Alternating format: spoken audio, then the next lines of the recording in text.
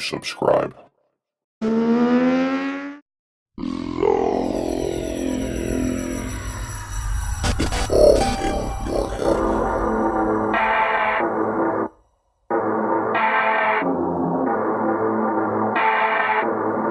My dad was telling me, oh, anti-lock brakes? He says, that's not new technology. He said they had anti-lock brakes on aircraft back in World War II.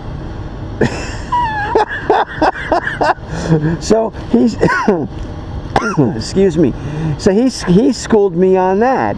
And I'm like, oh, okay. So I started paying a little bit more attention. Now, we're talking about rider aids and the stuff that comes on motorcycles.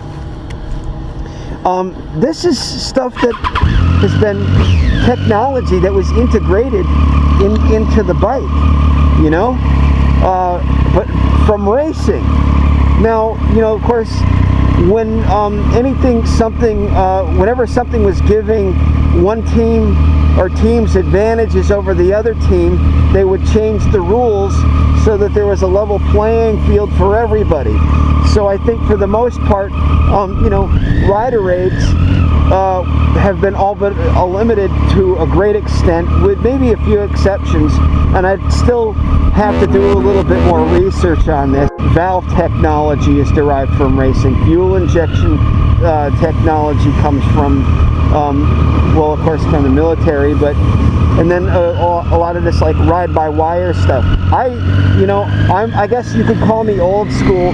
Ride-by-wire stuff I'm really kind of sketchy on, and the problem with this is the more electronic, yes, I'll concede that the more plumbing you have on your bike or in your car, the easier it is to stop up the drain. And if that technology fails and you're not tech savvy, you know, you'd have to replace a resistor or you know, some kind of component that fails. Now, like, let's say a throttle cable. I mean, gosh, throttle cable is tried and true technology for, you know, 100 years, and it's pretty much a no-brainer. If your throttle cable breaks or snaps, or if it starts to slip or whatever, you just you just have a turn of the screw, and then you're good to go. Hi, Mr. High Vis. And then so their throttle cable is what, 20, 30, 40 bucks, and then you price that. If your ride-by-wire stuff goes to hell in a handcart, you'd be in a world of hurt financially. So, but rider aids, like, you know, power modes, I think are a good thing. Anti-lock brakes, I think are a good thing. Slipper clutch, I think is a good thing. Because it compensates for, you know, riders who don't develop a, you know, proficient level of stuff, like haven't learned how to downshift, matching the engine RPM to the gear speed and all that sort of thing. So in some respects, like, slipper clutch is kind of like a godsend for a lot of riders, you know. It turns you into you know, turns you into a track star. But here's the here's the thing, and this is the argument I think Cycle Cruza is trying to make. And he's like, basically, you know, and I see what he's saying. He's saying, oh, like Marquez doesn't use that, and he did this. Well, you know what? Everybody is not Marc Marquez. Not everybody is Valentino Rossi or Jorge Lorenzo, or Danny Pedrosa, or Nicky Hayden, or Colin Edwards, or whoever. You know, most people that get a motorcycle are going to be here on the street. And so anything that helps to advance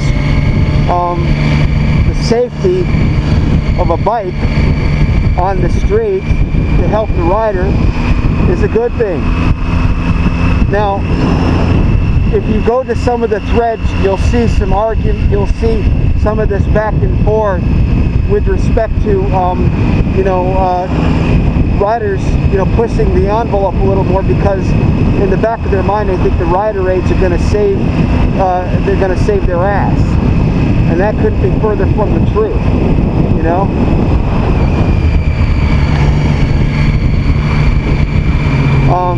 Because if you think, a rider is only, of course, it's going to come. What the hell are you doing, man?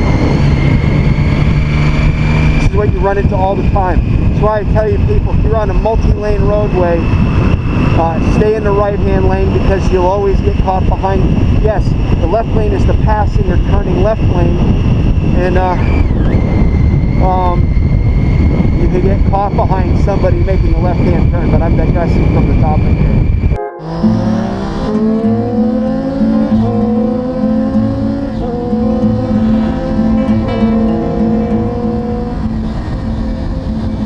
Algo me hace pensar que todo fue tal como debía ser. Los esqueletos caminan alrededor y yo Subscribing to this channel is greatly appreciated. You can also follow us on Facebook, Twitter, and Pinterest. palabras se van, Searching Critical. se hunden en el mar.